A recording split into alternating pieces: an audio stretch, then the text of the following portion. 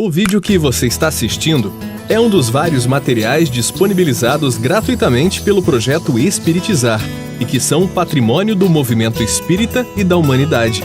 Na descrição do vídeo, você encontra a indicação de outros materiais relacionados a este assunto.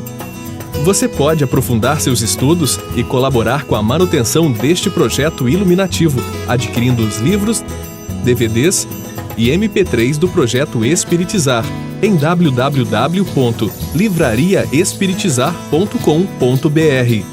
Encontre mais materiais como este e fique por dentro da agenda de palestras e seminários transmitidos ao vivo em www.espiritizar.org.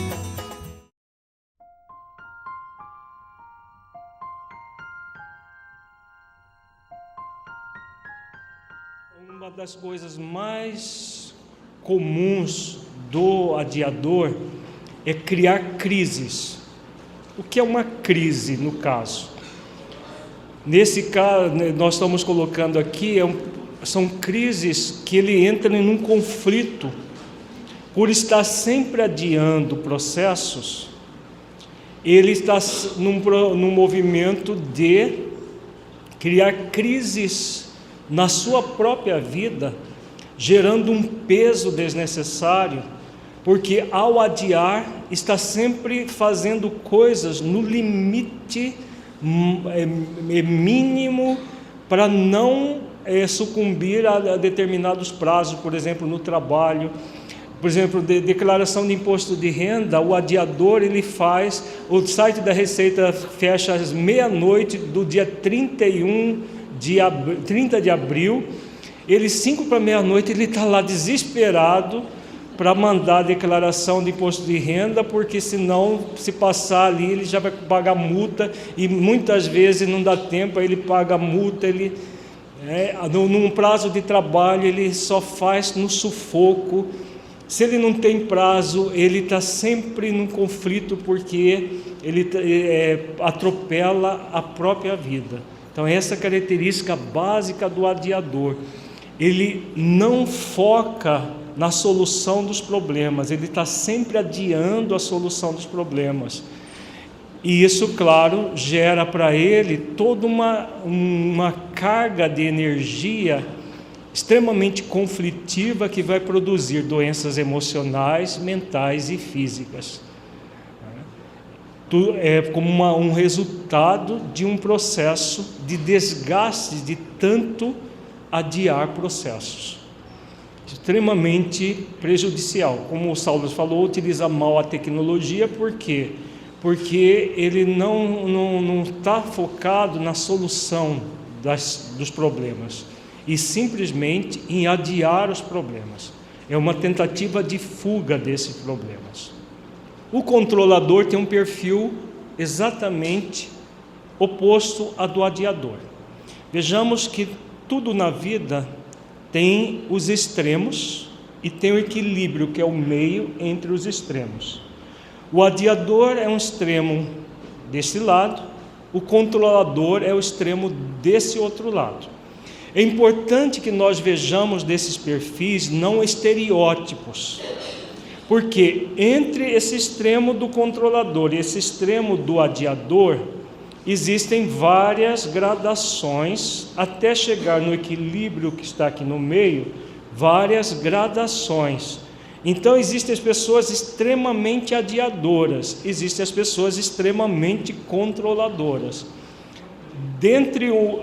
Até chegar nesse extremo, dos dois extremos, do adiador e do controlador, várias gradações. Então, muitas vezes nós podemos identificar, eu tenho um pouco desse perfil, ou eu tenho tudo desse perfil. Às vezes nós temos um pouco de um perfil e um pouco de outro perfil, e podemos já ter um pouco já do perfil do aprendiz. Mas é importante que nós não vejamos como estereótipos, já excluamos, mas observar. O que eu tenho do perfil do adiador? O que eu tenho do perfil do controlador? E o que eu posso melhorar em mim do aprendiz que eu devo ser? Então o controlador também tem uma desconexão com o propósito existencial, porque todos os perfis egóicos, a pessoa não está centrada nas suas questões existenciais. Ele cria pseudo-objetivos circunstanciais desconectados dos valores existenciais. O que significa isso? É aquilo que nós falamos, vamos trazer para o contexto do movimento espírita, porque isso aqui se repete no movimento espírita, se repete na prática profissional, se a pessoa é estudante, repete na sua prática como estudante. Por exemplo, o adiador estudante é aquele que estuda para a prova é 8 horas da manhã, ele acorda de madrugada, 4 horas da manhã, e fica das 4 às 7h30 estudando, vai no sufoco para a prova, naquele desespero, porque ele está sempre fazendo as coisas no limite do tempo, às vezes até ultrapassa esse limite. No caso do controlador, ele cria pseudo-objetivos circunstanciais, que significa o quê? Por exemplo, no movimento espírita, tem muita gente no movimento que está centrado no assistencialismo, por exemplo. O assistencialismo é um objetivo, no assistencialismo, nessa questão assistencial, ele é um processo circunstancial ou existencial? Circunstancial. Pode ter nessa atividade social objetivos existenciais? Pode. E pode ter apenas objetivos circunstanciais desconectados dos existenciais? Pode também. Então, se o foco é na promoção do espírito imortal, na atividade social que nós fazemos no centro espírita, nós estamos com objetivos circunstanciais conectados com os valores existenciais do ser. Promove tanto quem trabalha, quem oferece o recurso, quanto quem é assistido por aqueles recursos. No projeto Espiritizar nós trabalhamos com essa tônica da promoção do espírito imortal, momentaneamente carente socialmente. É só um momento da vida da pessoa, ele não é carente, ele está assim. Quando a pessoa tem um movimento controlador, ela tende a pseudo-objetivos circunstanciais. Não é importante fazer isso. Aí dá-lhe atividades assistencialistas, que a maioria das pessoas fazem, porque tem que fazer, porque tem que ser assim, porque tem que fazer a caridade, porque tem que isso, porque tem aquilo. Então esse processo do tem que é exatamente o perfil do controlador. O que ele está querendo controlar aí? Mesmo que ele trabalhe sozinho, o que ele está querendo controlar? O tempo, que mais? Fora da caridade não há salvação. O que ele está querendo controlar? A própria salvação. E ele confunde caridade, como está focado nos pseudo-objetivos, para ele caridade o que é? Dar sopa para pobre, dar cesta básica para pobre, porque não aprofunda os valores espirituais profundos. A caridade é fazer coisas materiais para o outro. Então o que ele está querendo controlar? A própria salvação. É como se fosse, eu vou conseguir a salvação de tanta sopa que eu der para a pessoa carente. Eu vou ter a salvação de tanta cesta básica, quantas famílias receber cesta básica de mim ou do meu centro espírita, né? Já vimos até pessoas falando dos meus pobres. De tanto ajudar os meus pobres, eu vou conseguir a salvação. É o perfil do controlador. Ele quer controlar até as questões existenciais espirituais da vida. É possível? Nós temos controle daquilo que é de Deus? O que nós temos se fizermos esforços para? Domínio. Domínio é de quê? Da salvação que vem de fora para dentro, ou do processo de autotransformação que nos salva dos movimentos egóicos que nós trazemos? A salvação é um processo interior de autotransformação. Então é o domínio das más inclinações que nos salva, só nesse exemplo. Então, e o que é esse pseudo-objetivo? Podemos ter, nós demos exemplo da assistência social, mas em todas as atividades nós podemos ter pseudo-objetivos. Agora há pouco nós falamos dos pseudo-objetivos. O pai de família que trabalha 12 horas por dia, abandona os seus filhos afetivamente, para quê? Para proporcionar, entre aspas, para a família, coisas supérfluas. Os filhos ficam abandonados afetivamente, porque ele não tem tempo nem para sentar e conversar com os filhos, porque ele tem um pseudo-objetivo circunstancial. Por que pseudo? Porque aquilo não está em conexão com o espírito imortal que ele é. O ego dá um jeito de criar, por meio do auto-engano, uma série de justificativas. Não, mas claro que um pai de família tem o direito de trabalhar bastante para conseguir dinheiro, recurso para sua família, para isso, para aquilo. Realmente, do ponto de vista, se eu vou observar superficialmente, é um direito, um dever do pai.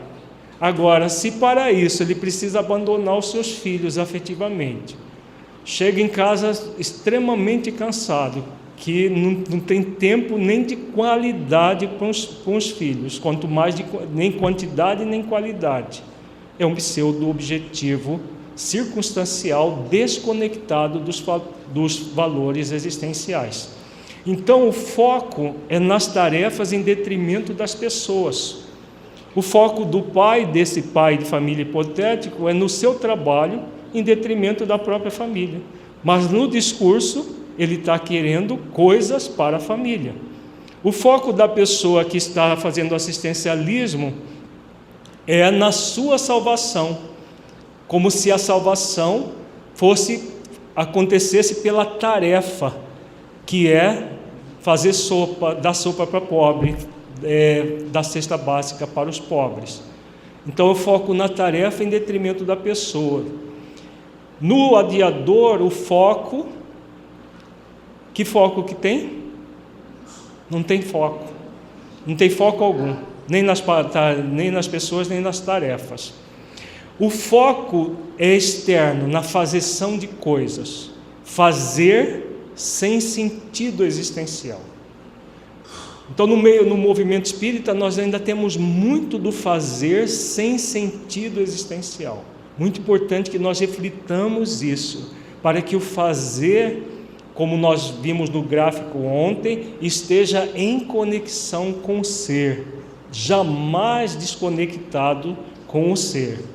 Também tem preguiça moral, porque é muito mais fácil ficar focado nas coisas externas do que internas. No caso do adiador, não ter foco algum, preguiça moral. Porque para buscar as questões existenciais e espirituais profundas é necessário esforço, dedicação, que a preguiça moral não permite. Rigidez e exigência de realização. O que significa isso? A pessoa controladora, ela está sempre rígida, ela exige de si mesma e exige dos outros posturas que ela acha que são corretas. É uma pessoa que tem um foco no perfeccionismo.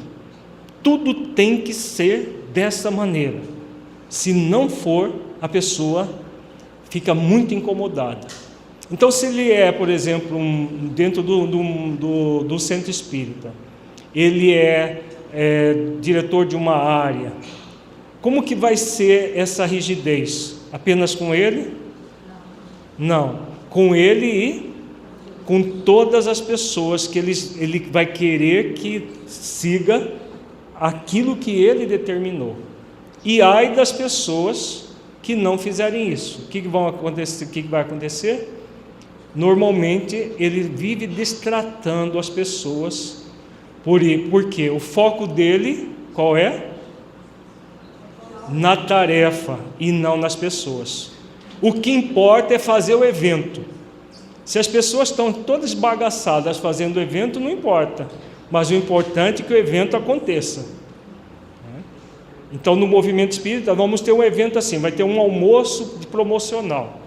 Então, todo mundo seguindo aquele regime extremamente rígido, porque o importante é o evento sair maravilhoso, as pessoas têm que sair elogiando tudo. E ai daquele que deixar um garfo fora do lugar, porque vem o controlador e passa um pito na pessoa. Não pode, tem que ser assim, não pode ser tortinho assim. Então a pessoa tem esse movimento de exigir que tudo aconteça perfeito. Agora, existe essa perfeição na Terra, gente? Existe essa perfeição em nós? Não existe. Então é uma pessoa que está sempre numa angústia muito grande, gastando energia muito grande, porque essa perfeição toda que ela exige de si mesma, que ela exige dos outros, passa longe dela e dos outros. Aí o que acontece? O tempo todo aquela angústia de querer que as coisas sejam todas perfeitas. Enquanto ela não perceber que o convite de aperfeiçoamento que se faz com erros e acertos, ela vai permanecer nesse estado de tentativa de controle e que gera uma ausência de domínio muito grande. O que vai acontecer também? Sentimentos de culpa quando não consegue o controle. Então, se ela não consegue controlar algo interno, não consegue controlar interno no sentido de um sentimento egóico, de uma tendência egóica que ela traz, ou não consegue controlar as pessoas, ela se sente culpada. Eu não sirvo mesmo para essa atividade, porque as pessoas não me obedecem, porque isso, porque aquilo, e está sempre o tempo nesse movimento da lamentação daquilo que ela não conseguiu controlar. E isso gera um desgaste de energia muito grande, que a pessoa fica o tempo todo querendo o controle, não conseguindo o controle. Em termos de tempo, é aquela pessoa que está sempre fazendo as coisas para ontem. Funciona? Funciona para ter uma ansiedade enorme, porque ela está o tempo todo se policiando em relação a antecipar tudo que possa acontecer. E tem como a gente antecipar o futuro? O resultado é aquela preocupação que nós trabalhamos ontem. Ela fica focada na pós-ocupação e na preocupação o tempo todo, oscilando como um pêndulo de um relógio. Enquanto que ela é convidada a olhar para dentro de si, se acerenar, se ocupar das coisas, sabendo que ela não tem controle de nada, que ela tem domínio sobre si mesma, sobre as suas emoções, que a lei de misericórdia não a convida a ser perfeita, mas a convida a se aperfeiçoar, que ela vai ter tantas oportunidades quanto for necessárias para se aperfeiçoar, as pessoas à sua volta vão ter tantas oportunidades para se aperfeiçoarem. Tudo isso é uma realidade. Só que a pessoa controladora, ela joga fora toda essa realidade, mesmo que ela conheça isso. A maioria desconhece, porque não vai a fundo nas questões existenciais. Por que ela não vai a fundo nas questões existenciais? Primeiro, porque é um processo de fuga. E segundo, porque essas coisas não fazem sentido. O que faz sentido é fazer coisas, é fazer atividade, é fazer isso para que o outro possa estar bem, para que isso aconteça, para que aquilo aconteça, para que na hora das estatísticas a gente mostre, olha, o tal evento aconteceu com 400 pessoas, olha que maravilha que nós somos. Esse é o perfil do controlador. Ele tem um movimento de reatividade, o tempo todo reagindo frente às circunstâncias e não agindo frente às circunstâncias. Enfrenta as experiências de desafio, sem aproveitá-las como experiências de aprendizado. Então, qualquer situação externa é para enfrentar, para lutar contra. Então, imaginemos o controlador como um guerreiro daqueles de antigamente, com escudo na mão, uma lança de um jeito, um capacete, um tipo de um elmo assim, e ele lá lutando contra as coisas, enfrentando tudo, enfrentando os moinhos de vento da ilusão que ele mesmo cria para ele. E aí o que acontece? Se ele vê as experiências de desafio como algo a ser vencido, se eu tenho que vencer as experiências, eu vou aprender com as experiências? Não, eu vou passar por cima dessas experiências. O foco dele é em não errar e não no aprendizado. Por que que o foco dele é não errar? Por quê? Está na tela. Porque ele quer se livrar da culpa. Uma pessoa que não erra vai se culpar? Mas tem como ele não errar? Não tem. Então o foco de não errar acaba gerando um policiamento de si mesmo. Quando ele erra, o que ele faz? Se enche de culpa. Se enche de culpa. Se os outros erram e está relacionado a ele, ele enche o outro de culpa também. Por isso que o foco é não errar, é em não errar e não no aprendizado. Tem gente que pode dizer que, então ele tem um foco em acertar? Não. Não errar não é a mesma coisa de acertar. Porque o foco dele é se policiar para não errar. E não na vigilância para dar o melhor e acertar, que é diferente. Esse é o foco do aprendiz. Vigilância consigo mesmo para dar o melhor e fazer certo. Mas admitindo como é um ser ainda em evolução, que pode errar, que não está previsto na vida. Já o controlador não, ele não quer errar em hipótese alguma. Porque como ele se culpa violentamente, se ele não errar, a culpa não vai acontecer. Os hábitos do controlador, ele realiza o pseudo-bem. Então, como o foco é no controle das coisas, do processo, dos pseudo-objetivos circunstanciais, desconectado das questões existenciais da vida, ele realiza o pseudo-bem e não o bem verdadeiro. Há uma ausência de tempo para os hábitos imortais. Por que há essa ausência de tempo para os hábitos imortais? Por exemplo, fazer uma meditação, isso é perda de tempo, isso é coisa para gente que não tem o que fazer. Ler um livro edificante, não, tem tanta coisa para fazer aí, logo mais, tanta gente necessitada. Esses são os discursos do controlador. E aí, quando ele se dá a oportunidade do lazer, como que ele se comporta? Com culpa. Mas eu podia estar fazendo outra coisa, eu podia estar ajudando não sei o quê, eu podia isso, eu podia aquilo. Então, o próprio lazer, que era para ser um repouso para ele, é um processo de gerar culpa, porque ele está ali na situação de lazer, mas preocupado com aquilo que ele deveria, da mente dele, pelo excesso de controle, estar fazendo. O lazer para a pessoa é não fazer nada, e não um processo ligado à lei do repouso, que nós vimos lá no Livro dos Espíritos. O foco dele é em problemas. Vejamos que o adiador não tem foco. Ele quer, na verdade, não ter problemas para não solucionar os problemas. Aqui o foco é nos problemas. Tem um problema para resolver. Aí ele vai e luta contra o problema. E vai lá lutar contra o problema para quê? Para resolvê-lo ou para acabar com ele? Problemas existem para que a gente acabe com ele. Se o problema é uma pessoa, tem na pessoa e acaba com ela, né? Uma pessoa, por exemplo, no movimento espírita, se ele é presidente de um centro espírita e uma pessoa está com problema, tira essa pessoa e põe outra. Pronto. O problema é ela e precisa da tarefa ser feita. Não importa a pessoa, o que importa é a tarefa. Do adiador, nem a tarefa nem a pessoa. Se não fizer, fica por isso mesmo.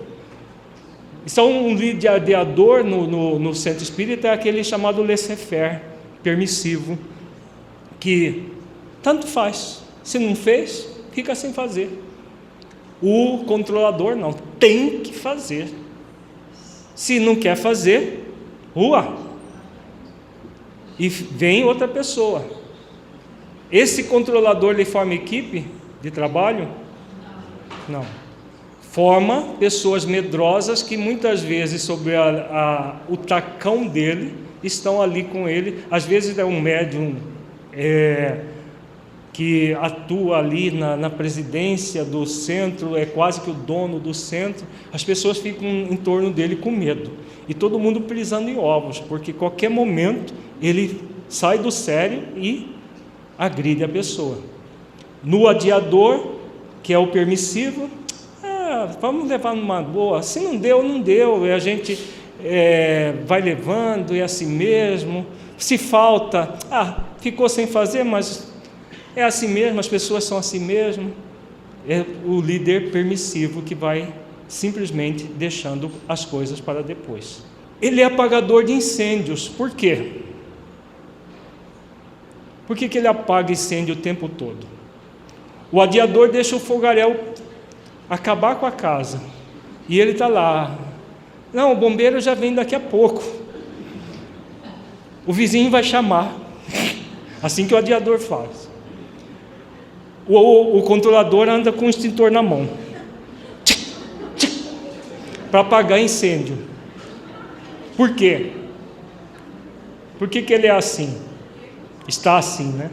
Porque ele está focado no controle das coisas, de não fazer errado. Então, o tempo todo, o que ele quer? Apagar o incêndio que pode gerar um problema para ele, que vai gerar uma culpa para ele, que vai gerar...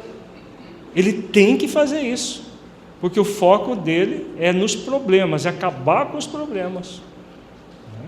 Então, apagar incêndio é uma metáfora para o tempo todo estar policiando quem? Ele e os outros. O tempo todo policiando, para não fazer coisa errada. Olha, não pode, de jeito nenhum. De jeito nenhum, aqui no centro ninguém pode fazer isso. Aí de você, olha, o obsessor te pega. Ó, o umbral está aí. Os bons espíritos não gostam disso. O espírito superior vai ficar triste com você. Ó, o tempo todo apagando incêndios. Existe esse incêndio de fato? Não, porque na verdade está na mente dele, né? Isso vem da insegurança. O Lacordaire pergunta: isso é da insegurança? Sim. Ele tem uma insegurança muito grande, que é tudo certinho. Para quê? Para não sofrer com a própria insegurança. Só que ele aprofunda nessa insegurança desse jeito. Quando ele faz alguma leitura, algum estudo, é por obrigação. Lá no centro mandaram eu fazer isso, mas não tem jeito, né? Vai ter que fazer. Para participar da reunião mediúnica tem que ler um tal de um livro dos médiuns, mas é chato, mas eu vou ter que ler. Porque se não ler, não participa da reunião mediúnica. Eu quero tanto participar da mediúnica. Aí ele lê o livro dos médiuns. Quando chega na última página, ufa, acabei. Funciona? Que leitura consciencial belíssima que foi essa, né? Então, até a oração é por obrigação. Olha, se eu não orar de noite, o obsessor me pega de madrugada, então eu tenho que orar.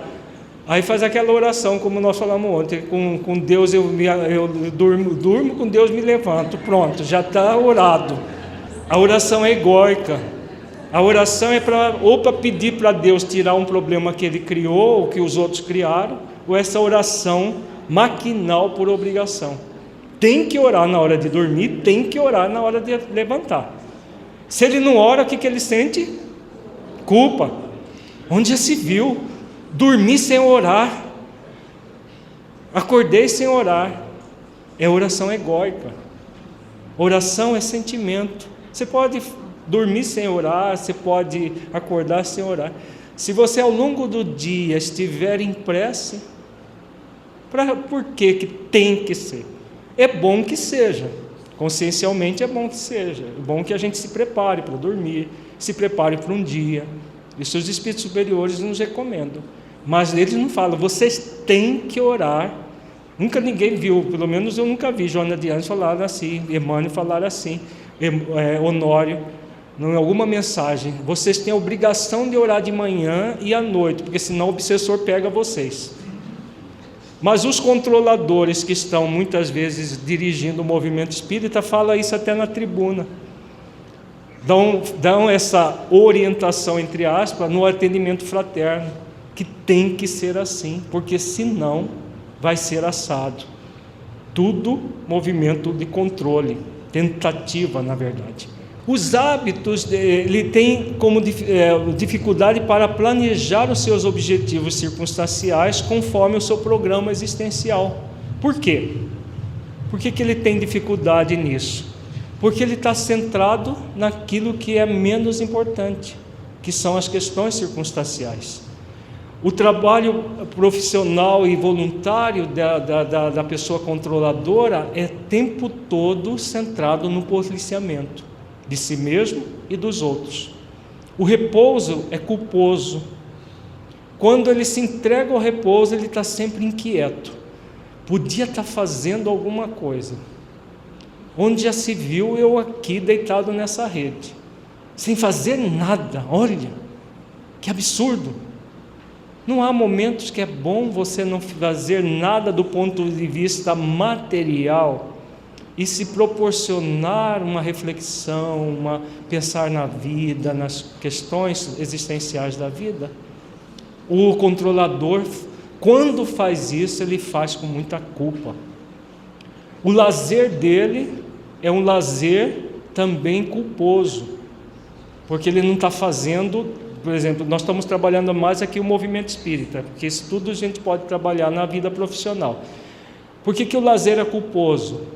Como ele está focado em atividades assistencialistas, atividades para fora, quando ele está no lazer, ele pensa, tem tanto pobre passando fome, eu estou aqui nessa praia, de papo para o ar, onde já se viu, com tanta gente passando fome no mundo, eu estou aqui comendo esse prato de comida delicioso, lá na praia. Se ele estiver na praia comendo um prato de comida delicioso, ele come com muita culpa, ele faz tudo com muita culpa, porque no mundo tem tanta coisa, tanta isso, porque ele tem a ilusão de controle, de que ele pode resolver os problemas do mundo, que ele tem capacidade para isso. Como ele não tem, ele não faz nenhuma coisa e na outra, ele faz as atividades dele com muita culpa.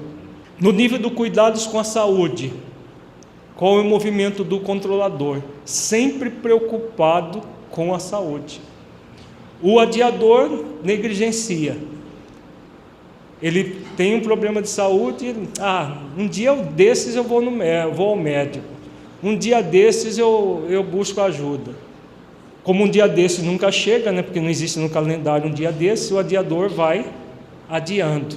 Até que vem uma dor bem forte, aí ele vai lá, às vezes já está com metástase no câncer, e ele adiou. O controlador não. Sentiu uma dorzinha, opa, tem que ir para o médico. Pode ser que seja um câncer. Às vezes é uma dor na ponta do dedinho mínimo, ele já acha que está com alguma coisa grave, porque ele está o tempo todo nesse processo de tentativa de controle. Repetindo mais uma vez, o que nós estamos falando não é estereótipo, são processos extremos. Entre o extremo e o meio, há várias gradações desse processo. Os relacionamentos interpessoais, com famílias, amigos, colegas, como que é o controlador? Como que ele age? Sempre na rédea curta, né? Família, sob o controle dele. Tem que ser assim, tem que ser assado, tem que ser assim. Amigo, o amigo não pode ter outro amigo, tem que ser dele, né? E se tiver outro amigo, só se for do círculo deles, aí pode. Os colegas, também um processo rígido no trabalho, com colegas, com pessoas que estão sob suas ordens, quando ele é chefe de alguma coisa, o tempo todo exigindo. Também utiliza mal a tecnologia. Por quê? porque ele tem esse controle das coisas, ele quer ter o controle da mídia social, o que os amigos estão postando, como que ele está vendo, o que está acontecendo. Uma atividade como o WhatsApp, por exemplo, ele põe naquele barulho máximo do ruído para que ele ouça todas as entradas de WhatsApp que chegam, porque ele tem que responder na mesma hora, porque se ele não responder mais na mesma hora, ele já fica. Então o WhatsApp está sempre plim, plim, plim, plim, plim, e ele larga o que vai fazer para controlar o WhatsApp. Aí ele descontrola aqui, ele vai apagar o fogo daqui e fica muitas vezes nesse movimento o tempo todo. Agora vejamos o aprendiz que está aqui no meio, nem controlador nem adiador. Perfil: conexão com propósito existencial.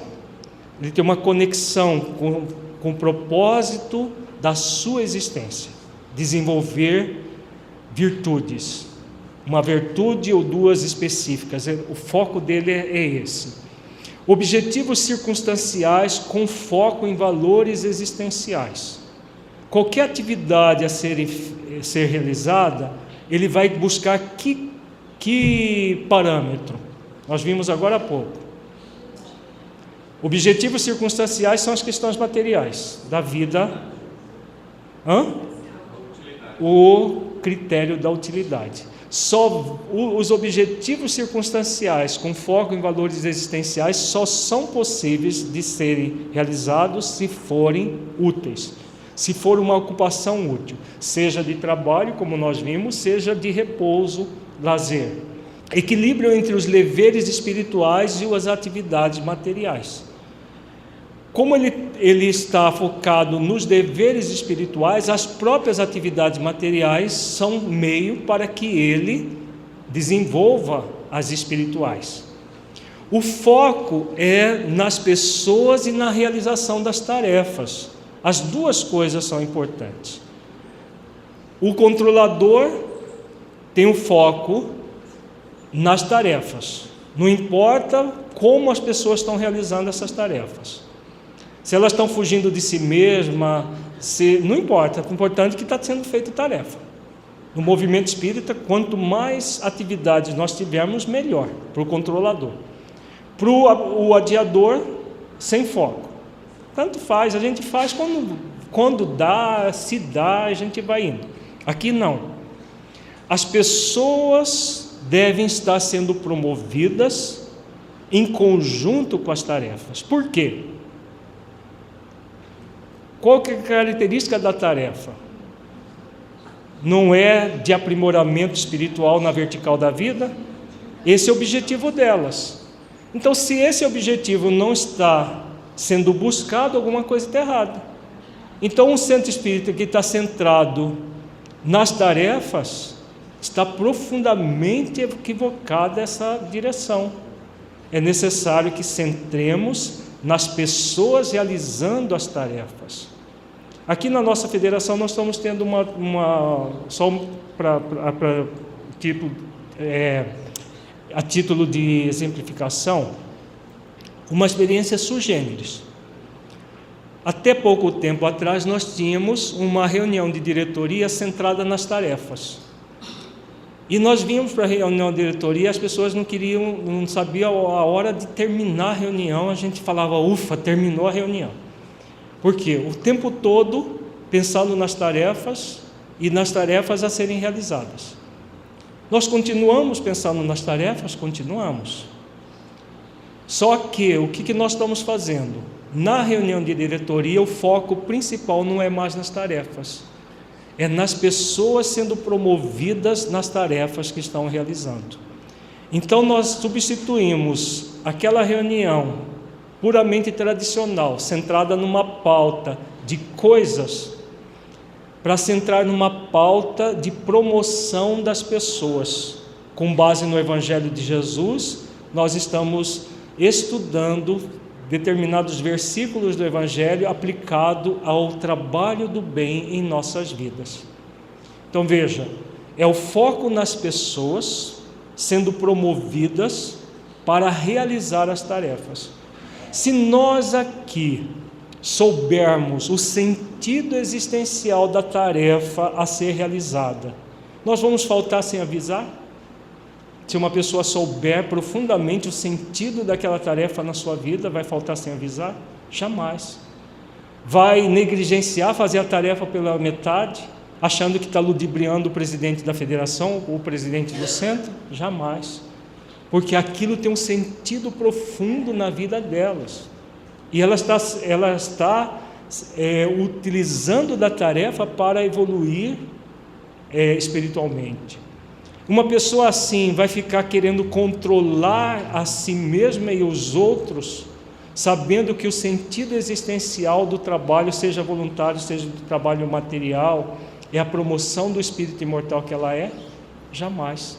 Então ela vai buscar esse foco na pessoa que ela é, melhorando, e as tarefas sendo melhoradas também, cada vez mais, tarefas sendo realizadas com profunda qualidade espiritual, e não apenas tarefas por fazer eventos por fazer, não importa quem está servindo na realização desses eventos, o que importa é o evento. Não é assim. O que importa são as pessoas sendo promovidas nos eventos a serem realizados. Quando falamos em evento, desde atividades corriqueiras do Centro Espírita até atividades como um seminário que uma federativa proporciona, como é esse que nós estamos vendo aqui. São eventos. Eventos é uma tarefa. As pessoas que estão nesses eventos devem ser promovidas sempre, a começar daquele que está à frente da tarefa. Se não tiver, alguma coisa está errada. O perfil dele, sinceridade e pureza de propósitos. A pessoa aprendiz, ele sempre tem um processo de sinceridade e pureza de propósitos. Eu estou aqui não para aparecer ou para fazer qualquer coisa nesse sentido. Eu estou aqui para me melhorar como espírito imortal. Isso é sinceridade. Pureza de propósito. O que é pureza de propósito? Não é pureza espiritual. Nós estamos muito distantes da pureza espiritual. Pureza de propósito é fazer todos os esforços de aperfeiçoamento. Se nós estivermos aqui com esse objetivo, nós estaremos trabalhando o perfil do aprendiz. Ele sente prazer espiritual de evoluir. Estar no processo do trabalho voluntário no movimento espírita é um grande prazer para ele, porque ele não está ali simplesmente por obrigação para se livrar disso ou daquilo, ele está ali com o prazer de evoluir. O seu foco não é no controle dos outros ou no descontrole de tudo, como o perfil do adiador. O foco dele é no autodomínio, domínio de si mesmo, das suas emoções, da forma como ele lida com as coisas, da forma como ele pensa. Ele vai modificando isso gradualmente, aprendendo com seus acertos e com seus erros. Ele tem foco na eficácia e na eficiência. Eficácia é fazer aquilo que deve ser feito.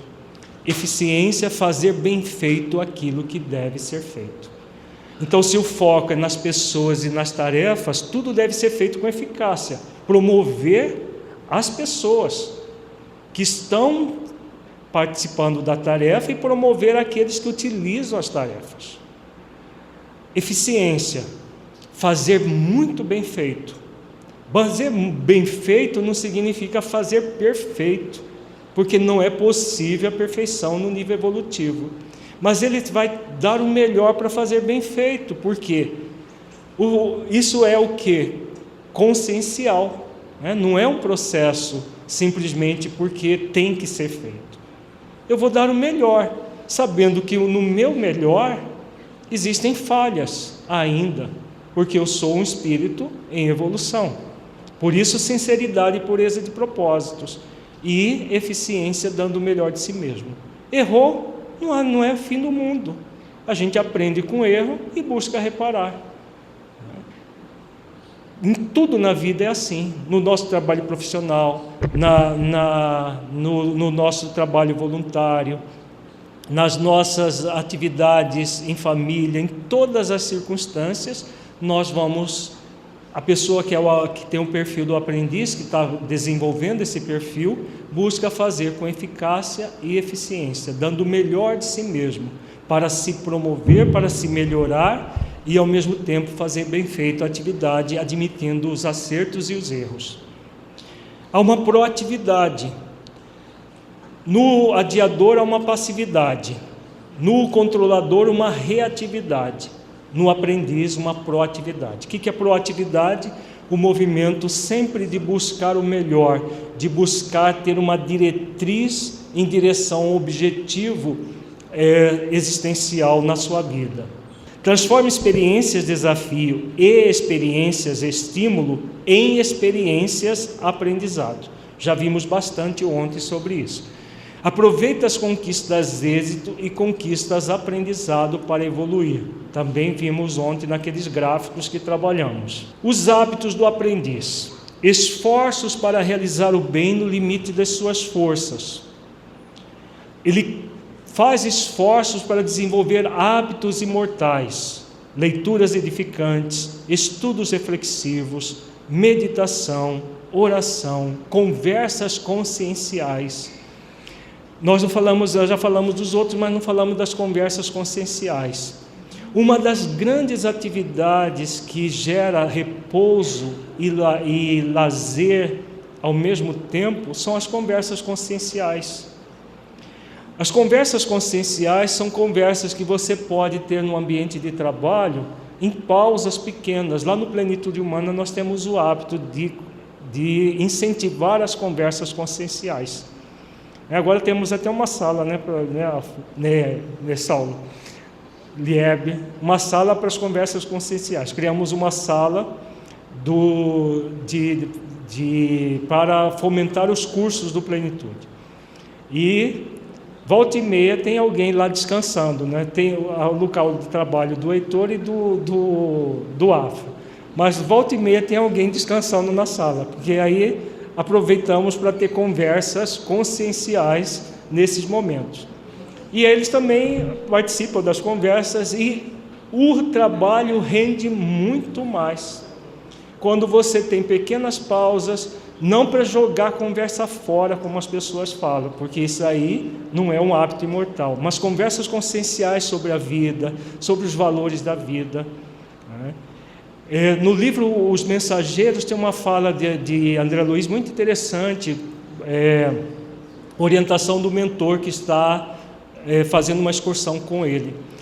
As conversas edificantes são vistas como trabalho, conta como bônus hora para os habitantes de nosso lar. Então eles estavam num grupo conversando, aí o mentor chegou e disse: muito bem, a conversa edificante é tão importante que é vista como um trabalho e conta bônus hora em nosso lar. Significa isso, que são as conversas conscienciais para que o espírito imortal conecte na vertical da vida. Para uma pessoa controladora, o que significa isso? Perda de tempo. Onde já se viu? Você não está produzindo? Que coisa! Estão aqui só fazendo conversa fiada. Esse dia nós estávamos lá, ficamos 1 hora numa conversa consciencial, mas tão agradável, tão agradável. Exemplo de quê? De conversa consciencial? Isso que nós falamos, conversar sobre os valores da vida, conversar sobre as questões espirituais e profundas, São conversas no nível profundo, no nível vertical da vida. Não é chegar lá e fazer um grupinho, ficar falando mal do governo, falar isso, falar aquilo. Isso é conversa, isso é jogar a conversa fora. A conversa consciencial é sempre uma conversa que faz com que nós nos conectemos na vertical da vida.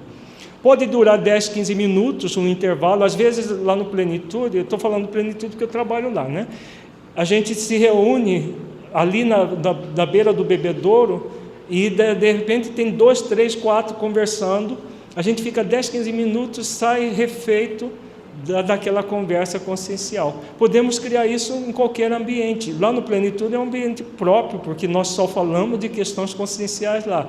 Mas podemos levar isso para o ambiente de trabalho. No movimento espírita é muito comum isso também, se nós utilizarmos bem. Às vezes a gente termina uma reunião, a gente fica conversando consciencialmente com duas, três pessoas. Se não descambar a conversa para a maledicência, porque às vezes a gente utiliza desse momento para ficar falando mal daqueles que acabaram de sair, né? Aí já é maledicência, não tem nada a ver com a conversa consciencial. As conversas conscienciais são sempre, repetindo, conversa que nos remete à vertical da vida, sempre conversas que edificam o espírito. A Odete levanta aqui que ela já está levando isso para o ambiente de trabalho.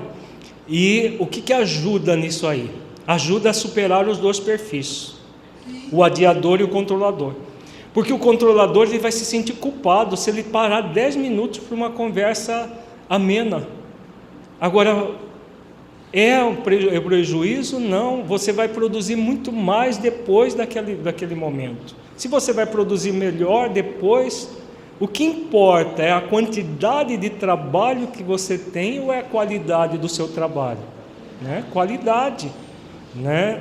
Às vezes a gente produz em meia hora, se você estiver centrado em você, aquilo que você não produziria em 2 horas ou mais, se você estiver no movimento dessa inquietude do controle das horas. A Lacordaire pergunta se podemos aplicar a oração no ambiente de trabalho coletivamente. Sim, sem sombra de dúvida. No Plenitude Humana nós também temos o hábito de ao meio-dia reúne numa sala, fazemos um revezamento e nós oramos. Oramos, cada um tem o seu hábito de orar individualmente na sua sala, porque nós cultivamos esse hábito lá, e também oramos coletivamente. Isso pode ser levado a qualquer ambiente de trabalho. É muito bom, é um hábito imortal que a humanidade cada vez mais vai desenvolver. A gente vê isso no mundo espiritual. No mundo espiritual, a oração não é religiosa, não é exclusivamente religiosa do ponto de vista formal do termo. É um ato de religiosidade, bem diferente daquilo que nós estamos acostumados. Ele planeja os seus objetivos circunstanciais conforme o seu programa existencial. Então vejamos, todos os objetivos circunstanciais estão ligados a um programa existencial. Para que ele esteja dentro do programa existencial, qual é o critério? Utilidade. É necessário que ele haja uma utilidade para a evolução do espírito. Então, isso tudo vai ser realizado, como nós já falamos, no trabalho profissional e voluntário, no repouso, no lazer, no cuidados com a saúde, nos relacionamentos interpessoais, sempre o critério de utilidade. Então, se ele está numa atividade de repouso, ele não se sente culpado, ele sabe que ali é o momento para que ele se refaça. Como ele está num repouso que é edificante, que não gasta energia do seu corpo, ele está muito bem. Qual é o problema de ficar, por exemplo, tirar uma cesta depois do almoço, uma cesta que até recentemente a medicina, as pesquisas mostraram que é uma atividade extremamente benéfica. Você dormir meia hora que seja depois do almoço, muito benéfica. O controlador admite isso? De jeito nenhum, meia hora dormindo depois do almoço, essa é coisa para preguiçoso. Tem que trabalhar, tem que isso, tem que aquilo. A pessoa fica no tem que. O aprendiz, ele utiliza bem o tempo. Eu particularmente tenho esse hábito, é um hábito cuiabano que eu faço questão de preservar, questão mesmo. Esse negócio de Cuiabá moderno não tem mais isso, não, na minha casa tem. A gente deita depois do almoço e tem um cochilo de meia hora no mínimo, porque o dia que eu posso fazer 1 hora, vai 1 hora mesmo. Porque é muito bom, a produtividade na parte da tarde é muito maior se você fizer isso. Isso já é comprovação científica. Então, os cuiabanos antigos estão todos com a razão, a ciência comprova. Não é preguiça, não. Porque tem gente que fala que cuiabano é preguiçoso, né? Principalmente os paulistas falam isso. O cuiabano é preguiçoso, porque deita depois do almoço e dorme. Não é, não. A ciência já provou. É ótimo para a saúde. Utiliza bem a tecnologia, porque a tecnologia é para auxiliar o espírito a se promover. Não é para escravizá-lo à tecnologia, nem para aliená-lo. É para que ele utilize bem. Então ele utiliza ferramentas como WhatsApp, Facebook, tudo que existe, mas sempre com foco no espírito imortal que ele é, e não simplesmente fazer por fazer as coisas. Agora vejamos as virtudes que o adiador e o controlador deve exercitar para que ele possa assumir um outro perfil, que é o perfil do aprendiz. Primeira coisa, desenvolver o sentimento de aprendiz para conectar com o propósito existencial e desenvolver os objetivos existenciais. Como há uma volubilidade no adiador, ele não se conecta com o seu propósito, nem com os objetivos existenciais, está o tempo todo desconectado, sem foco. Então ele necessita fazer exercícios para se sentir filho de Deus, espírito imortal, aprendiz da vida. Outra questão, foco e concentração. O tempo todo o adiador está desfocado. Ele vai fazendo as coisas por fazer. E por isso que ele está o tempo todo numa inquietude muito grande. É necessário foco, é necessário...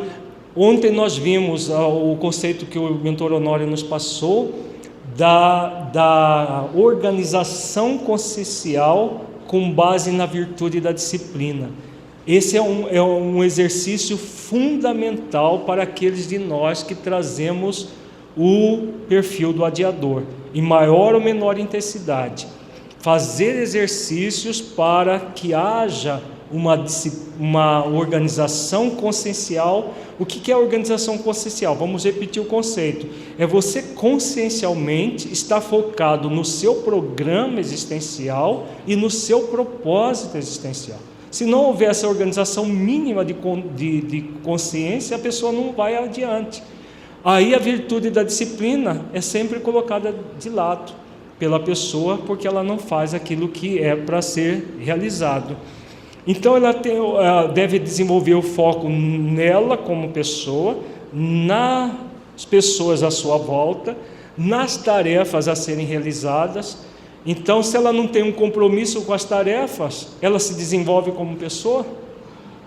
Se qualquer tarefa eu adio 2, 3 meses, vou adiando, cadê o foco nela, no desenvolvimento das virtudes dela, dentre as virtudes a disciplina?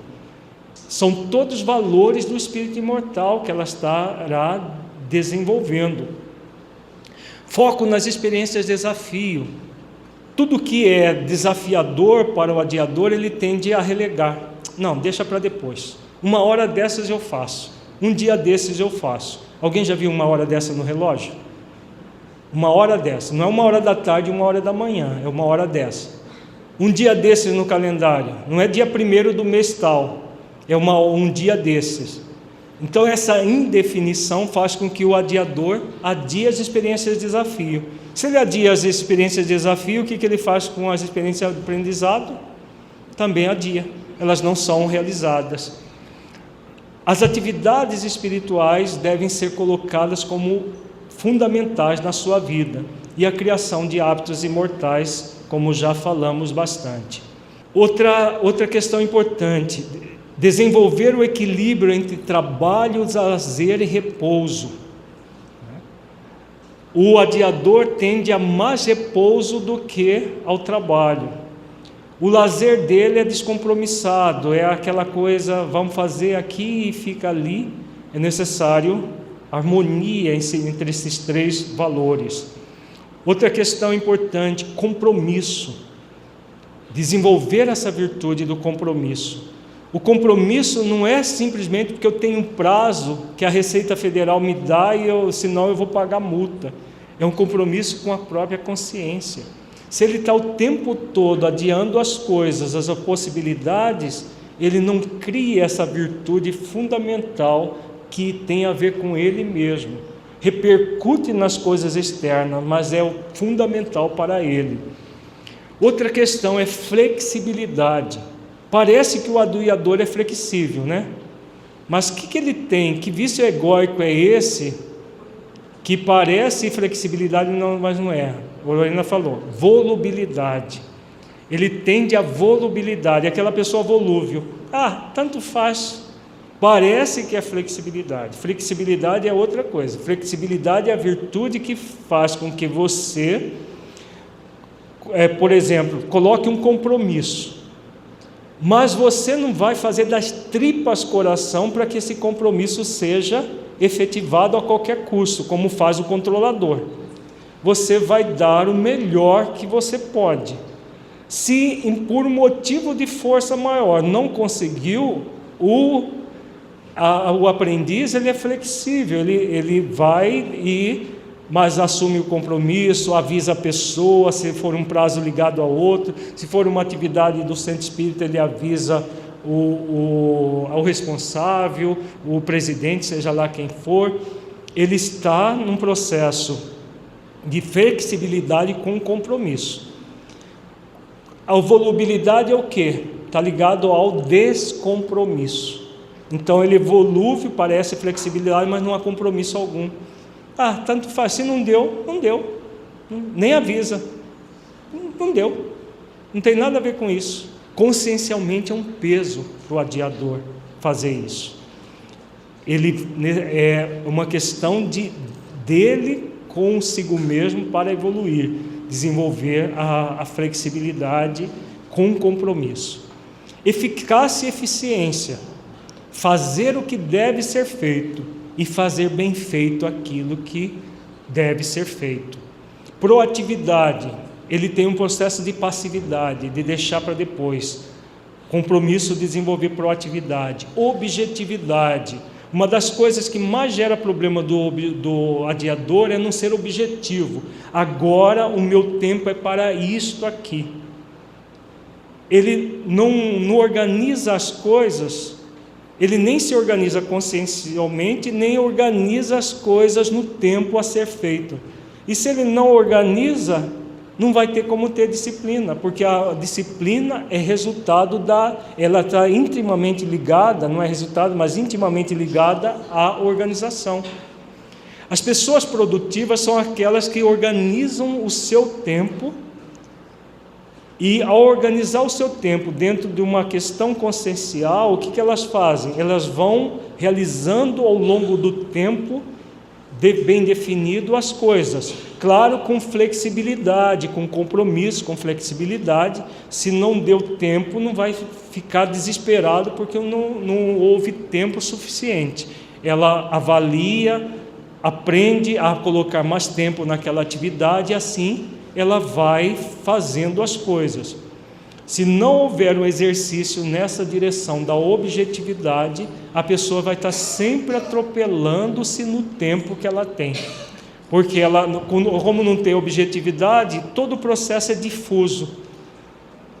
Surge uma coisa aqui, ela faz, aí depois outra coisa ali, ela vai lá e faz, ou não faz, e fala que faz e não faz, e fica e vai, e ela fica ali, nesse processo sem objetividade.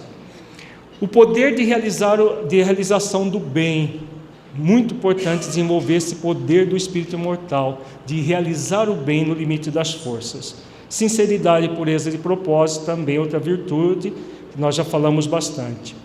O controlador, quais são as virtudes a serem desenvolvidas? Também o sentimento de aprendiz, para ambos, é necessário isso. Conexão com o propósito existencial e desenvolver os objetivos existenciais. Foco e concentração, outra questão importante. Veja, parece que o controlador tem foco. Por que só parece? que ele tem foco? Ele tem foco ou ele tem um processo rígido de vida? Foco é você focar algo com objetividade, com flexibilidade. O controlador não tem isso. Ele tem um movimento rígido em relação a uma coisa, e ali naquela rigidez tem que ser assim. Isso não é foco. Então o foco e a concentração deve ser nas pessoas e nas tarefas, e não só nas tarefas, por causa da rigidez. Foco nas experiências de desafio. Os problemas não são para que a gente acabe com eles. Os problemas existem para que nós possamos aprender com eles e evoluir como espíritos imortais a partir das experiências de aprendizado. As atividades espirituais não são perda de tempo, é necessário foco nelas. Foco em atividades como leituras edificantes, estudos reflexivos, oração, meditação, não é perda de tempo, é necessário realizar. E a criação de hábitos imortais, que já falamos bastante também. Equilíbrio entre trabalho, lazer e repouso. Há uma tendência do controlador focar no trabalho, seja o trabalho material, profissional, seja o trabalho voluntário. A prioridade dele é o trabalho. Repouso de forma nenhuma, porque repouso é falta de ter o que fazer. Também deve desenvolver com o compromisso, porque o controlador parece que ele é compromissado, mas há um compromisso de fato. Porque do ponto de vista existencial, o que acontece com o controlador? Ele tem um compromisso com a vida, ou ele está tendo um pseudo-compromisso centrado nas circunstâncias, ao invés de centrar no existencial? O compromisso é com o existencial, utilizando do circunstancial. Esse é o grande compromisso. Eficácia e eficiência, também pelas mesmas questões ligadas ao que nós falamos no adiador, o controlador deve realizar. A eficácia, fazer o que deve ser feito. Se ele está cansado, o que deve ser feito naquele momento é o repouso. Se ele está já com a mente embaralhada, ele tem um momento de repouso, um momento de lazer, é o que deve ser feito naquele momento, e não continuar trabalhando até a exaustão. Eficácia, eficiência, fazer tudo o que está realizando no tempo presente bem feito. Proatividade e objetividade também já falamos bastante. Por que objetividade no controlador? Porque ele é um pseudo-objetivo, ele cria pseudo-objetivos circunstanciais. Então o que ele necessita? Objetividade, conexão do existencial, do circunstancial com o existencial, ele deve realizar. Outra virtude fundamental, autodomínio. Dominar as suas más inclinações, as suas tendências. O seu processo de culpa deve ser trabalhado por meio da autoconsciência e do auto-perdão, que são duas virtudes fundamentais para a pessoa com tendência ao controle. O poder de realização do bem, a começar dele mesmo. Ele não está aqui para realizar coisas externas, ele está aqui para se aprimorar, também realizando coisas externas. E a sinceridade e pureza de propósitos, que já falamos bastante também. Podemos ter um pouco dos dois perfis, e também já podemos ter alguma coisa do perfil do aprendiz, né? Fazendo avaliações. Daqui a pouco nós vamos fazer uma avaliação. Antes vamos fazer um estudo de casos. Primeiro do Carlos, o adiador. Carlos é casado e trabalha com fotografias e filmagem de casamentos e outras festas. Atua com zelo nas tarefas que realiza. Certa vez, ao fotografar um casamento, ele quase chega depois do evento. Preparou os equipamentos em cima da hora, deixando de registrar o início do casamento. E é o trabalho dele. Prometeu entregar o álbum em 30 dias e depois de muitas cobranças do cliente, ele o fez com 4 meses de atraso. Carlos atua como voluntário em um centro espírita, no qual realiza atividades no atendimento fraterno e, esporadicamente, faz também palestras. Somente consegue preparar as palestras na última hora, fato que faz com que o seu desempenho seja bem inferior à sua capacidade. Falta o atendimento fraterno, apesar de dizer que essa atividade para ele é prioritária. Um dia, um amigo chamou para um diálogo franco, pois estava percebendo o descompromisso dele. Conversou muito, buscando sensibilizá-lo, dizendo da necessidade de fazer esforços para mudar os hábitos e começar a organizar um programa de desenvolvimento pessoal, buscando melhorar também o desempenho profissional. Ele gostou muito, ouviu com carinho e se comprometeu de começar a realizar logo tudo o que foi sugerido. 6 meses depois, continua da mesma forma que antes, apenas fazendo promessas.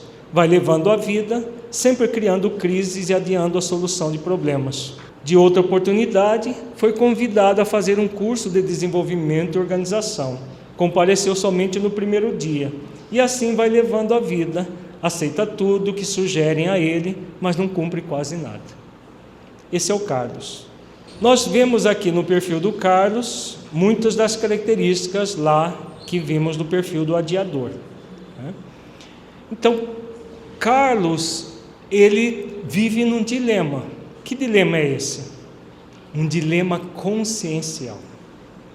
Porque a consciência não é a voz de Deus dentro de nós, segundo o Espírito Emmanuel. Segundo o Espírito Honório, nós trazemos da consciência as vozes alerta. Carlos recebe as vozes alertas da consciência? Recebe. Quando ele promete que ele vai fazer isso ou aquilo, ele está ouvindo a voz alerta da consciência? Está. Porque ele entra num conflito consciencial. Só que o que ele faz? Ele promete para os outros que vai mudar.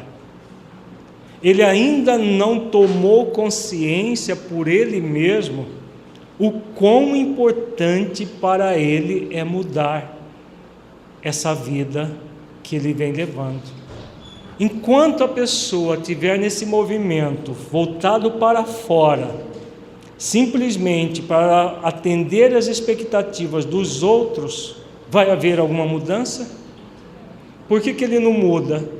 Porque ele está sempre prometendo para o outro: não, eu vou mudar a forma como eu lido, eu vou cumprir os meus objetivos, eu vou isso, eu vou aquilo. Mas lá no fundo, dentro dele, é como se ele dissesse assim: não, mas é muito difícil, mas eu não sou capaz, mas eu não dou conta, mas não vai ser possível, acho que nessa encarnação não vai ser possível. Então ele entra nesse movimento, mesmo que ele não se dê conta. Às vezes esse processo é tão subconsciente que ele não se dá conta. Por isso que ontem nós falamos que é muito importante que a pessoa, num processo de autoconhecimento, saia do automatismo e venha para a autonomia. Esses perfis, se não forem cuidados, eles permanecem de forma automática, encarnação após encarnação. Ninguém cria um perfil como o do Carlos de uma hora para a noite. Muitas vezes é um perfil que está vindo de muitas existências. E o objetivo qual é? O objetivo é a pessoa trabalhar o seu propósito existencial. Normalmente, pessoas que têm o perfil adiador, como o de Carlos, o perfil adiador bem definido, bem intenso, traz como propósito existencial desenvolver o poder de realização. É uma virtude muito importante para que a pessoa esteja plena na vida. O propósito existencial é desenvolver o poder de realização, e a pessoa fica nessa experiência de desafio, dessa volubilidade. Mas enquanto ela não admitir isso e fazer esforço na direção do propósito, o propósito não se realiza simplesmente porque a gente deseja se libertar do problema que vai ser transmutado pelo propósito. Com certeza, uma pessoa adiadora não vive feliz, não vive de bem consigo, porque ela está o tempo todo nessas crises, nesses conflitos. Mas ela só vai se libertar se desenvolver o poder de realização. Pode ser que o propósito tenha uma outra nuance, mas sempre o poder de realização para as pessoas assim, bastante adiadoras, é essa a virtude principal a ser desenvolvida. Carlos, sem sombra de dúvida, é alguém que necessita desenvolver o poder de realização. Agora vamos ver o José Manuel, o controlador. José Manuel é diretor de uma pequena empresa. Dirige-a com seus 3 filhos e a esposa. Está sempre cobrando todo mundo, a qualquer momento, toda hora. Qualquer hora é hora de exigir sobre algo que ele quer, sempre do jeito que ele acredita deve ser o ideal. A sua rigidez é muito grande, pois sempre está exigindo algo de si mesmo e dos demais. Como a sua filha sempre chega ao escritório para trabalhar somente às 9 horas, pois gosta de caminhar pela manhã, ele sempre fica estressado com isto e todo dia briga com ela.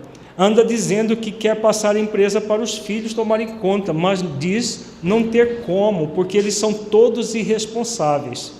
Assim, trabalha muitas horas por dia, chega em casa exausto dizendo que os culpados são os filhos, os funcionários, o trânsito, os fornecedores, os clientes, o governo.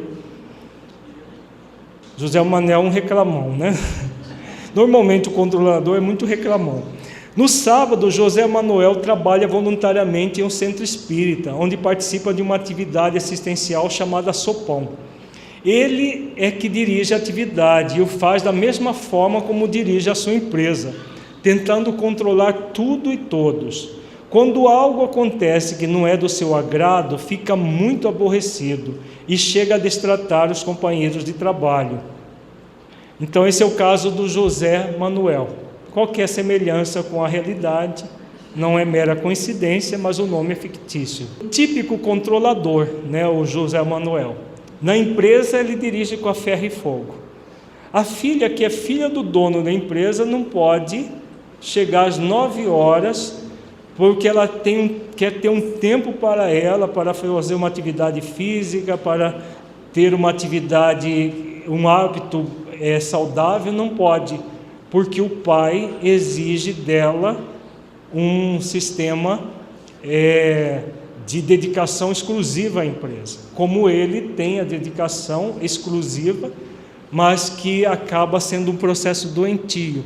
Toda pessoa controladora nesse nível, ela quer de alguma maneira passar a doença dela para os outros. E se os outros, no caso, por exemplo, de alguém ter um controlador na sua família ou na sua empresa, se ele não cuidar, ele entra na doença do controlador e vira um robozinho da mesma forma que o controlador. É necessário cuidado de ambas as partes. José Manuel, o que ele necessita? Tudo aquilo que nós falamos agora há pouco. Primeira coisa, tomar consciência desse controle, desse movimento que ele traz. Segundo, querer se libertar disso, porque se ele não quiser se libertar disso, ele vai viver se culpando, vai viver culpando os outros, vai viver em todo o processo que nós colocamos agora há pouco. Se ele quiser desenvolver as virtudes, é possível se libertar desse processo aqui, tanto quanto é possível se libertar do processo adiador, mas com muita consciência de si e fazendo esforços para desenvolver as virtudes. Se os esforços não são feitos, é claro que não vai ser possível trabalhar tudo isso. A gestão não é do tempo, é das escolhas, aprendendo a discernir sobre a quantidade e qualidade dos compromissos. Já falamos bastante sobre isso. Para que o discernimento seja exercitado, é necessário utilizar a técnica do autoquestionamento. O que fazer? Para que fazer? Quando fazer? E como fazer? Então vejamos, numa administração das escolhas no tempo, somos convidados a desenvolver discernimento. Discernimento porque nós estamos diante de uma série de circunstâncias a serem administradas. Nós vimos ao longo de ontem que nós não administramos o tempo, mas administramos as nossas escolhas nas várias circunstâncias do tempo. Então, essa técnica é uma técnica bastante objetiva que os benfeitores nos passaram, que nós devemos nos perguntar: o que fazer? O que é o melhor para mim neste momento aqui agora? Trabalhar um pouco mais ou ter um movimento de repouso, por exemplo? Realizar esta atividade ou esta atividade? Por exemplo, no centro espírita há uma tendência de solicitar tudo para a gente. Se brincar, a gente trabalha em tudo que tem no centro espírita, e fazendo tudo mal feito pela metade, porque humanamente não dá para fazer tudo. Mas as exigências, principalmente se tiver um presidente controlador, ele vai passando como um trator em cima de todos os trabalhadores para que as tarefas sejam feitas. Às vezes o centro já está adaptado, aí ele vai lá e cria mais uma tarefa, não sabe nem se vai ter gente, mas a tarefa é criada, e aí, não, depois a gente vai atrás de gente. Na verdade, o que os benfeitores falam no livro Nosso Lar, o mentor Genésio fala para André Luiz: quando o servidor está pronto, a tarefa aparece, porque o processo é de dentro para fora. Agora, nos centros espíritas controlados, onde tem esse movimento do controle, o que importa são as tarefas, depois a gente vai atrás do trabalhador, e dá-lhe laçar, literalmente, trabalhador, e trazê-lo à força para o trabalho. Então é importante no desenvolvimento do discernimento a gente refletir: o que eu devo fazer? Porque diante de muitas demandas é necessário priorizar. Eu quero dar prioridade a isto na minha vida. Se eu priorizo isto com consciência, porque é melhor para mim na vertical da vida, ninguém vai me demover disso aí. Para que eu faço isso? O para quê é para que a gente entre em contato com as questões existenciais. Eu quero isto porque eu tenho esse objetivo, é para isso que eu estou buscando. Quando que eu vou fazer isso? Aí tem a ver com a organização consciencial, com a disciplina. Não adianta eu saber o que fazer e para que fazer e não saber quando que eu vou começar, quando que eu posso realizar essa tarefa. O quando tem a ver com essas questões de organização prática, que passa pela nossa consciência. E como eu vou fazer aquilo? Como que eu realizo as ações para que seja feito com eficiência e eficácia aquilo que eu vou fazer? Mas vamos terminar com a avaliação reflexiva sobre tudo aquilo que nós vimos. Como nós trabalhamos, ou nós dissemos agora há pouco, o importante não é nós colocarmos estereótipos e querer se livrar dele, mas fazer avaliações bem objetivas, bem amorosas de nós mesmos para realizar as escolhas no tempo. Ok? Vamos fechar os olhos. Ao final, nós vamos ler uma oração que vai servir de encerramento da nossa atividade. É a oração do aprendiz do tempo, belíssima oração oferecida pelo mentor Honório para todos nós, para a nossa reflexão. Já vai ser o final da avaliação reflexiva. Feche os olhos, entre em contato com você mesmo em essência, buscando avaliar os perfis de administração das escolhas no tempo de Deus. Que características e hábitos você traz do adiador? O que em você existe desse adiador? Muitas vezes, para determinadas questões, nós não adiamos. Para outras, nós temos o perfil do adiador. Busque lá dentro de você mesmo alguma característica, algum hábito do adiador que você traz dentro de si.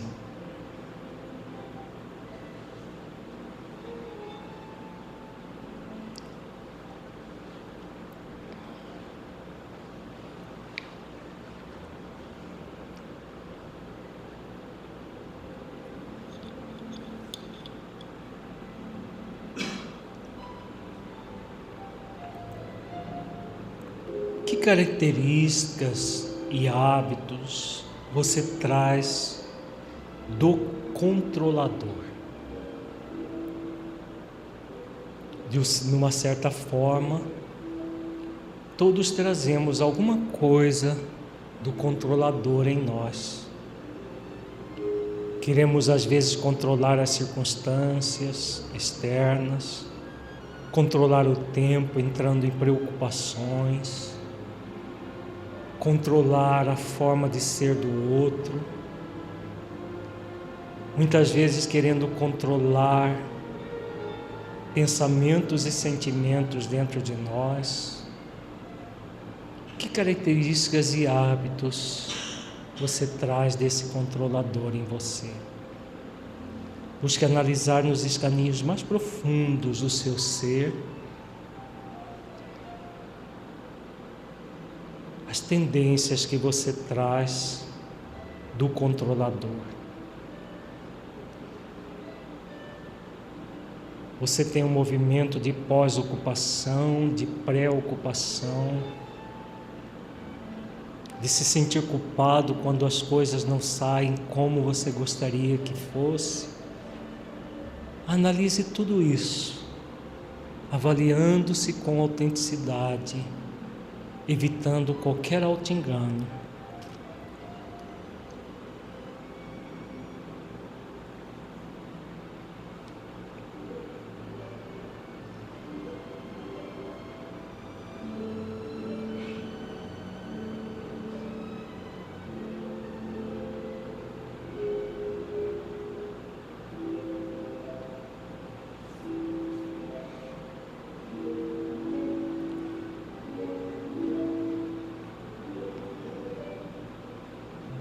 Que características e hábitos você traz do aprendiz do tempo? Você já começou a desenvolver as características e hábitos do aprendiz do tempo em você?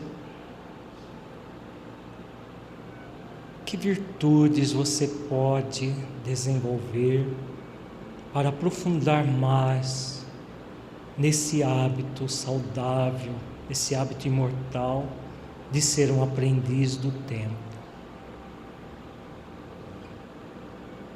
Busque observar as virtudes para transmutar o que você traz do adiador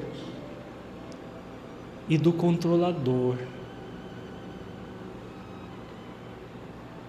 para reforçar em si mesmo o perfil de aprendiz do tempo em você, sabendo que você pode, que você consegue, que você é capaz, sobretudo que você merece desenvolver esse perfil gradualmente, sem cobranças e sem negligências, trabalhando em função da sinceridade e pureza de propósitos.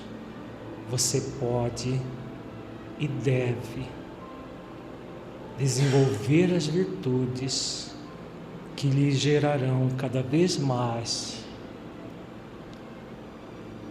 o perfil do aprendiz do tempo.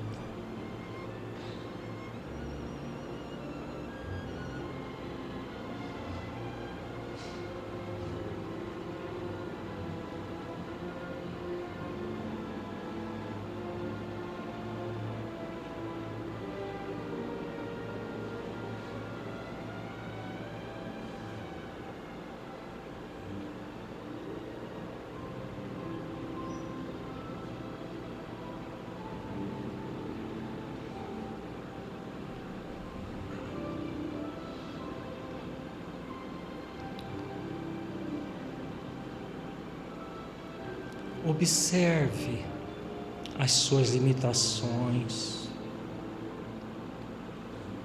aquilo que você tem alguma dificuldade em aprender, em superar. E como ensina o apóstolo Paulo, Tudo posso naquele que me fortalece. Faça um propósito neste momento de conectar a sua força de vontade com a força da vontade divina.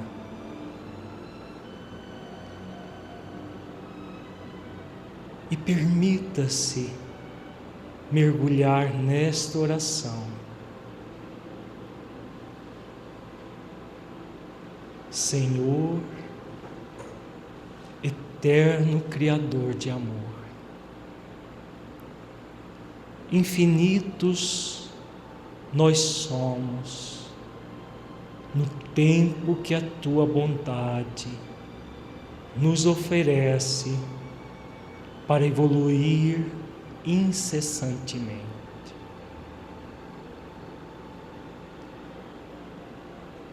Enquanto os segundos correm céleres, a consciência é convidada a se aprofundar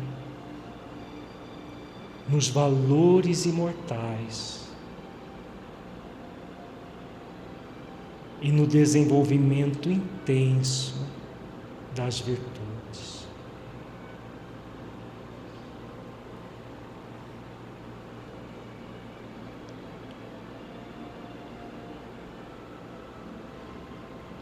Nessa dimensão atemporal em que o espírito mergulha, encontra dentro de si mesmo o reino das bem-aventuranças, sentimos a Tua onisciência, onipresença e onipotência o tempo todo.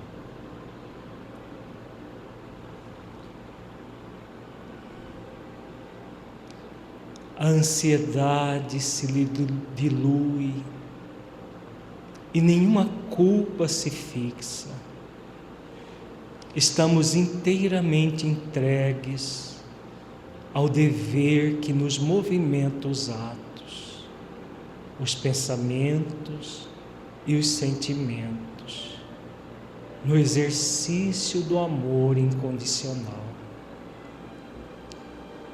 Esse exercício nos fortalece a capacidade de agradecer cada experiência que a vida nos oferece de tempo em tempo. Porquanto a imortalidade que já nos preenche as fibras profundas da nossa fé nos conclama a sermos dóceis e firmes em nosso processo evolutivo. Dóceis para experimentar os desafios com espírito de humildade e firmes para cumprir os desígnios de Deus com espírito de hombridade. Assim, aproveitaremos cada experiência, alimentando-nos dela, para fazer com que a reencarnação se conclua de êxito pelo nível de entrega e amor a que nos predispusemos a realizar. Muito obrigado, eterno Criador do tempo infindável. A felicidade se abre e para ela intimamente nos dirigimos a cada átimo do seu tempo sublime. Permita-nos, neste momento, aceitar profundamente que o Teu amor agora nos convida à felicidade e façamos desse sentimento um elixir para os momentos de dor e provação, compreendendo que é na consciência intimamente tranquila é que encontraremos a tua eternidade em nós.